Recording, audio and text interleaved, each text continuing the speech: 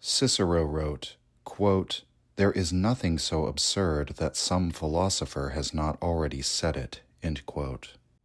The world of ancient Greece abounds with fascinating and unique characters, figures whose ideas echoed through the ages and became profoundly influential. Socrates, Aristotle, Zeno of Citium. But there are also radical figures. Diogenes of Sinope has become a popular one in recent years. Plato described him as a Socrates gone mad. He lived in a barrel outside the city and shunned all social norms. Among the pre-Socratics, figures such as Heraclitus and Parmenides continue to fascinate with their radical ideas. Heraclitus saw substance and duration as illusory, regarding all things as in flux, whereas Parmenides believed that the perception of change was an illusion. The only truth is an eternal, unchanging being.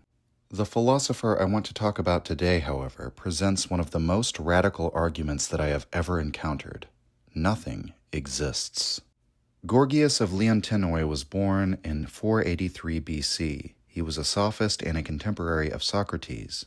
The sophists were traveling teachers who specialized in one or more subjects, for example, mathematics or music, but they've come to be known primarily as teachers of philosophy and rhetoric. Traditionally, Gorgias is said to be a student of the philosopher and pseudo-religious figure Empedocles, but he was only a few years younger than Empedocles, which makes this improbable. We can understand this traditional association through Aristotle, who designated Empedocles as the inventor of the art of rhetoric. Gorgias was one of its most prominent early teachers, alongside other controversial figures such as Protagoras. Gorgias was a prominent orator known for his defense of Helen of Troy, and was influential on notable Greeks such as Thucydides, Agathon, and Hippocrates. The relation of rhetoric to philosophy has always been a source of controversy. Socrates criticized the sophists for putting rhetorical prowess above the truth, on the basis that philosophy ought to hold the pursuit of truth as its primary concern. Dialogue is therefore a means of pursuing the truth through words, or dialogos. To the extent that rhetoric is an art, Socrates says, it is the art of flattery. Rhetoric is concerned with the outward form, the beauty and persuasiveness of one's words, not their truth. There is still debate as to how the sophists themselves regarded the relation between rhetoric and philosophy, but they were always willing to defend rhetoric's importance. Nietzsche puts it this way in his lectures on rhetoric, quote, "The most immoderate presumption of being able to do anything as rhetors and stylists runs through all antiquity in a way that is incomprehensible to us. They control opinions about things, and hence the effect of things upon men." End quote. In Plato's dialogue named for Gorgias, Gorgias expresses this immoderate presumption, as Nietzsche calls it, of making rhetoric the supreme power among all the arts and crafts of mankind. He tells Socrates, quote, "What is there greater than the word, which persuades the judges in the courts, or the senators in the council, or the citizens in the assembly, or at any other political meeting? If you have the power of uttering this word, you will have the physician your slave, the trainer your slave, and the moneymaker of whom you talk will be found to gather treasures not for himself, but for you, who are able to speak and to persuade the multitude." End quote. The cynical view of the sophists is that they saw truth as unimportant compared to rhetoric, whereas others, such as Robert Pirsig, have argued that they taught excellence in rhetoric because the power of persuasion is a necessary component of the art of speaking, just as knowledge is. It must also be acknowledged that the sophists weren't a school of thought with a set of commonly held beliefs. There was plenty of divergence in their ideas. In his introduction to Plato's Protagoras, Nicholas Denyer argues that the one thing all the sophists had in common was an understanding of the power of persuasion. He writes, quote, "Whether as calculated self-promotion, or from simple exuberance in their own virtuosity, or sometimes even because they had managed to persuade themselves, sophists loved to argue for the unsettling and the improbable." End quote. Perhaps the best example of one of those unsettling and improbable ideas is Gorgias's argument in the essay on non-existence. Unfortunately, this essay is now lost, and we only know of it from the summaries of its ideas that have survived in the work of Sextus Empiricus, as well as another text attributed to Aristotle, but which actually comes from the 1st century AD. Nevertheless, the argument put forward in On Non-Existence seems to have been well known in antiquity and was sometimes used as an example of the perversity of sophist thought. Perhaps the most offensive thing to the philosophers was the way in which Gorgias's argument makes knowledge impossible. We're going to consider that argument in a moment after I extol the virtues of knowledge with a word from our sponsor. You can't really feel secure about your data unless you know for a fact that it hasn't been compromised. But when there's a data breach, it takes most companies an average of about 9 months to report that breach to the public. This is more common than you might think. Last year, Citigroup and JP Morgan Chase both had data breaches, and when Bank of America had a data breach recently, once again, the public didn't know about it for months. If being in the dark about your data being stolen sounds like something you want to avoid, then you should check out the sponsor for this video, Aura. Data brokers compile your private information and sell it to the highest bidder, all without your knowledge. Legally, they are supposed to remove it if you ask them, but they make it very hard to do.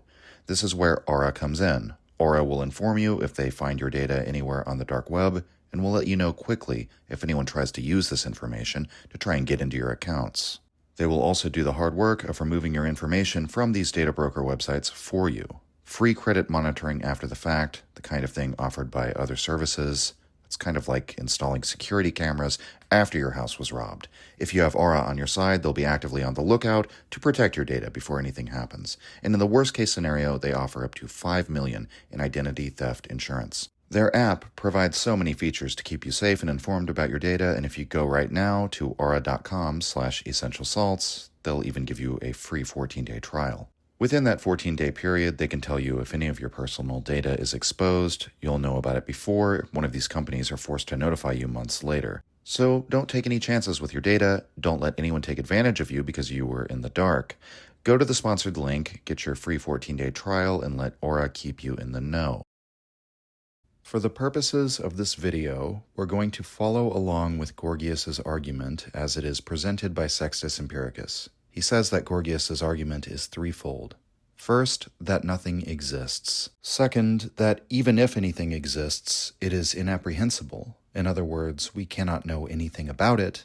And finally, even if what exists is apprehensible, it is incommunicable. Supposing someone were to know something about what exists, he'd be unable to convey that knowledge. In other words, Gorgias addresses himself first to the questions of ontology, of being itself, then to epistemology, how we know what we know, and then finally to the philosophy of language. It's incredible to me that Gorgias seems to anticipate the entire history of Western philosophy in this threefold structure. Ontology was the main focus of ancient and medieval philosophers. Then, during the Enlightenment, the focus shifted to epistemology, and contemporary philosophy has shifted its focus to language. Gorgias was ahead of his time. The first part of his argument, the ontological part, contains probably the most radical conclusion in the essay. How is it that Gorgias could possibly argue that nothing exists? The argument is as follows. First, there are only three possibilities. Quote, either the existent exists, or the non-existent, or both the existent exists and the non-existent. End quote. Gorgias will show how all three of these possibilities are absurd, and he begins by targeting the non-existent. His argument is relatively easy to grasp. Quote, if the non-existent exists, it will both exist and not exist at the same time. It would, however, be entirely absurd for something to exist and at the same time not exist. End quote. This seems logically unassailable. Saying that what exists is non-existent is a contradiction in terms. Furthermore, he argues, if we take the existent and the non-existent to be opposites, that is to say, mutually exclusive, a true contradiction, and we say that the non-existent exists, then logically speaking, the existent would not exist. But it's contained in the definition of the word existent that it exists, so this would be yet another contradiction in terms. Gorgias then dispenses with the final possibility that both the existent and the non-existent exist. They can't both exist because then we've collapsed the entire meaning of the term existence. What does existence mean if both existent and non-existent things exist? Quote, the non-existent will be the same thing as the existent as far as existence is concerned, end quote. This also violates the law of non-contradiction. If we say that there are both existent things and non-existent things, we're trying to say that these two opposites are both real in some sense, but isn't real just a synonym for existent in this context? Quote, if both exist, they are not the same, and if they are the same, both do not exist. End quote. But now, Gorgias turns to disproving that the existent exists. And this is where his ironclad logic begins to seriously clash with the implicit ontological views that most of us hold. Gorgias's argument is twofold in this respect. The problems are that first, we have to account for where the existent came from, whether it is eternal or generated, and second, that we have to say whether what exists is one or multiple. These are to be understood as true dichotomies, in which we can't say that both are true or neither are true. It has to be one or the other. If our answer leads us to say that both are true or neither can be true, then we've been led to a place of absurdity, and we have to rethink the initial premise. Gorgias will contend that whichever way we answer on either of these questions, we will be led to an absurdity, which then leads us back to the inevitable conclusion that the existent cannot exist. First, is the existent eternal or is it generated? Whatever is eternal is by definition ungenerated. Nothing created it, nothing brought it forth. So the first possibility would be that the existent is eternal and has always existed. Gorgias says this is impossible, for the reason that this eternal existent would necessarily exist without any limits. In other words, it has no beginning and no end, in order to call it eternal. It would have to exist at every time, and couldn't therefore be contained anywhere. If an eternal existent was ever, quote-unquote, localized in some fashion, whether in time or in space, it would therefore be non-existent in some other times and in other places. Therefore, it would not be eternal because it would begin and end at some place or time. In other words, it would become limited. But if it is without limit, then it can't be anywhere in particular. It has to be nowhere. For to be somewhere implies being contained within something else, which would serve as a limit. Gorgias therefore concludes, quote, if it is nowhere, it does not exist, end quote. And lest you try to get out of this by claiming that the existent is contained within itself, Gorgias says that's another logical contradiction, because in that formulation, the existent would be both the container and the thing contained. All right, so you say the existent must be generated. The eternality of being is perhaps too metaphysical of a claim anyway.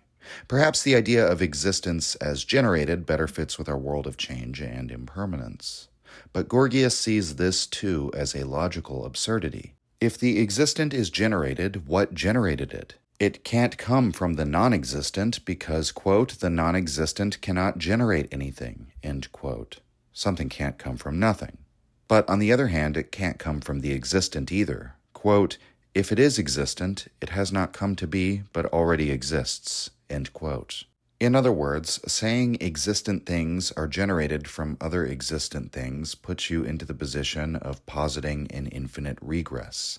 If you say the chain of generative existence goes back eternally, well, now you're positing something eternal. Eventually, you'll have to conclude that there was one first cause, one firstly existing thing.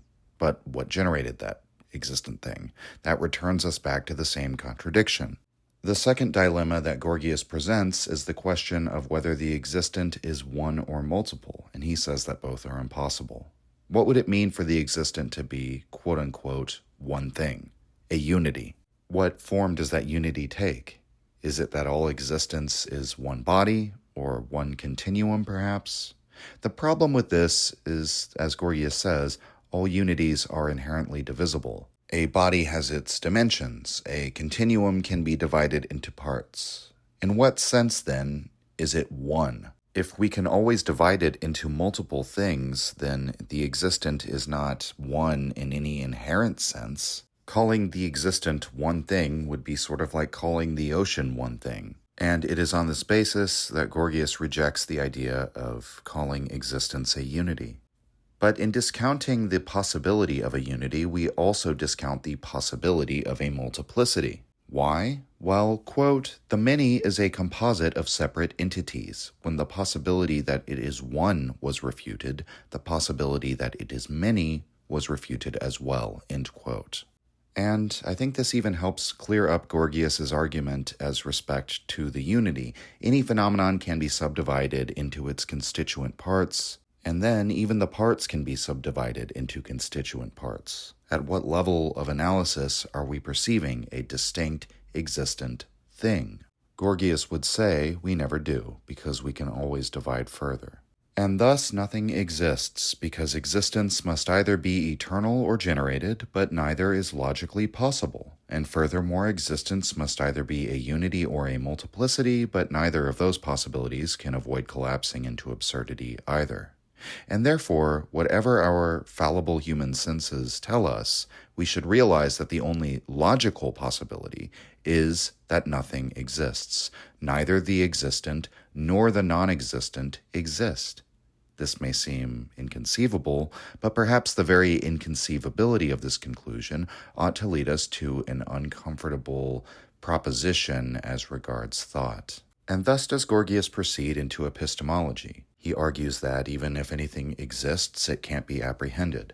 Perhaps we can understand this position by analogy to Kant, who advanced a similar thesis. We don't know the thing in itself, the object as it exists, independently of our cognition of it. Fundamentally, the representation of the object by the mind is a different thing, quote-unquote, than the object itself. We don't know the object itself, only the representation. Gorgias argues along similar lines. Thought and existence are non-identical. Gorgias presents thought as that which is, quote, considered by the mind. The question is whether or not the things the mind considers are existent. At the outset, we can immediately recognize that not every thought the mind considers can be said to be existent. Quote, for if one considers a man flying or chariots racing in the sea, a man does not straightway fly, nor a chariot race in the sea, so that things considered are not existent, end quote. The conclusion that Gorgias draws from this is that if the mind can cognize things that are not real, then it follows that real things are not in the mind. Quote, just as objects of sight are said to be visible for the reason that they are seen, and objects of hearing are said to be audible for the reason that they are heard, and we do not reject visible things on the grounds that they are not heard, nor dismiss audible things because they are not seen, since each object ought to be judged by its own sense, but not by another, so too, things considered in the mind will exist, even if they should not be seen by the sight nor heard by the hearing, because they are perceived by their own criterion, end quote. Whether something is seen is judged by the criterion of the eye, and whether something is heard is judged by the criterion of the ear. The criterion that apprehends thoughts, however, is that of the mind.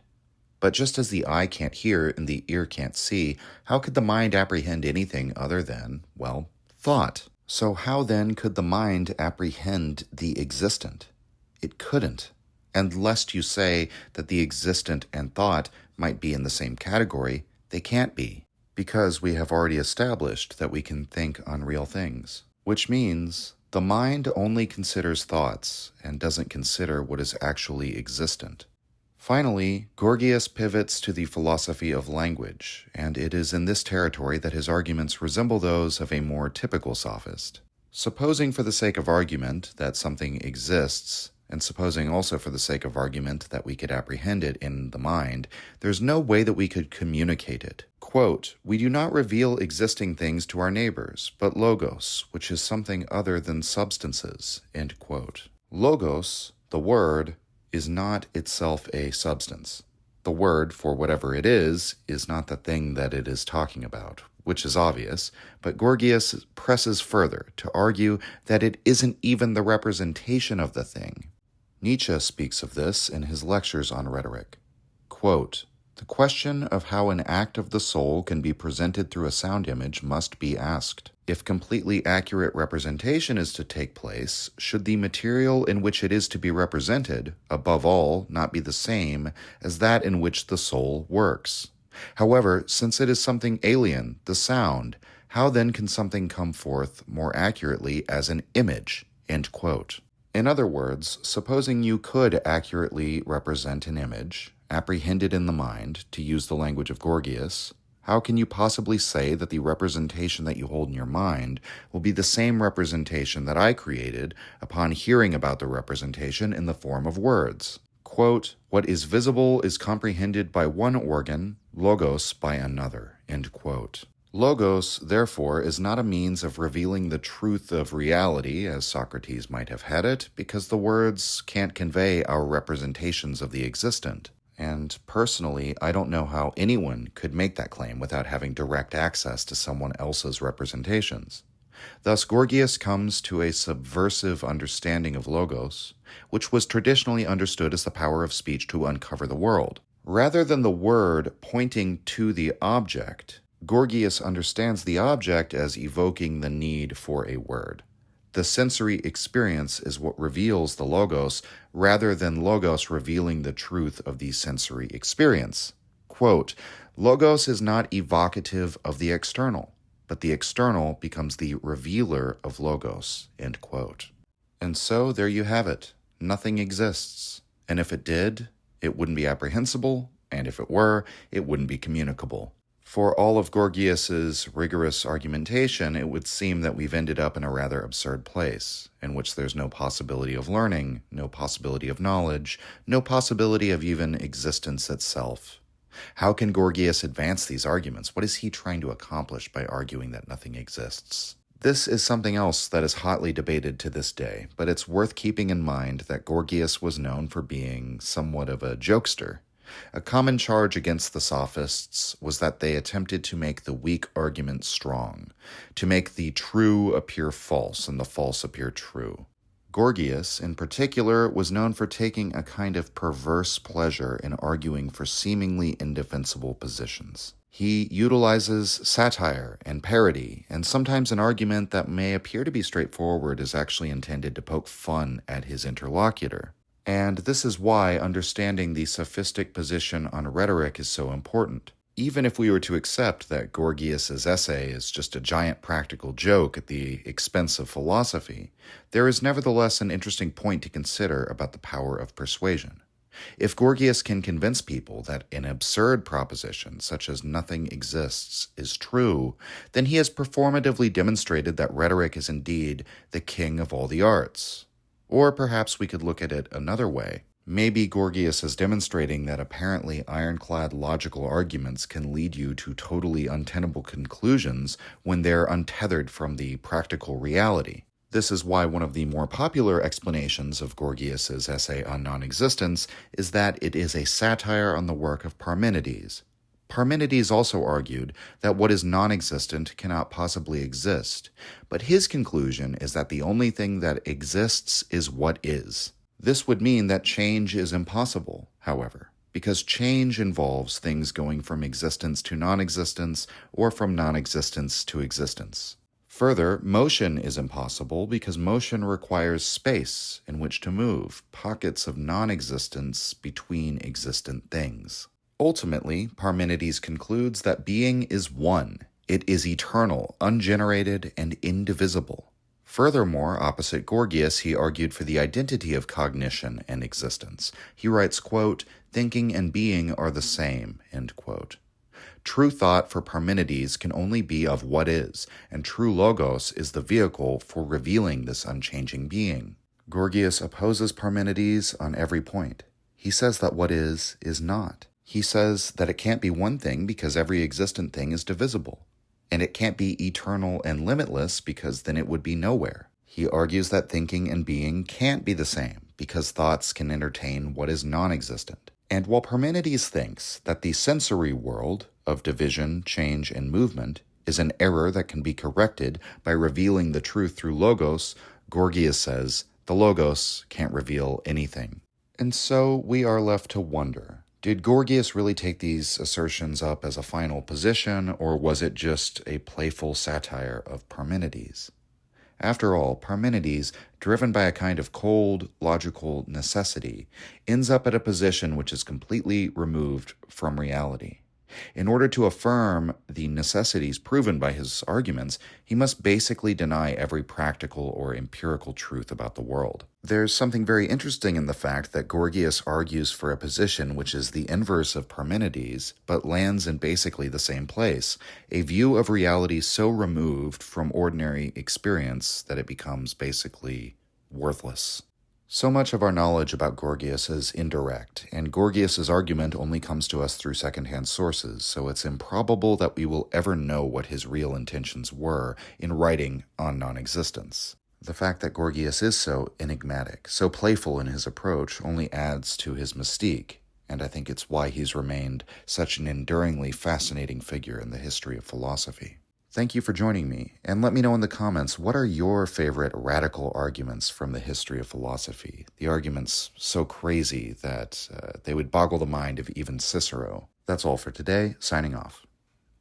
If you enjoyed the Nietzsche podcast or found it helpful, you can visit us and support the show at patreon.com/untimely-reflections. The link is in the description. Or just share the show with any of your friends that you think might enjoy it, or on social media. Thank you for your support.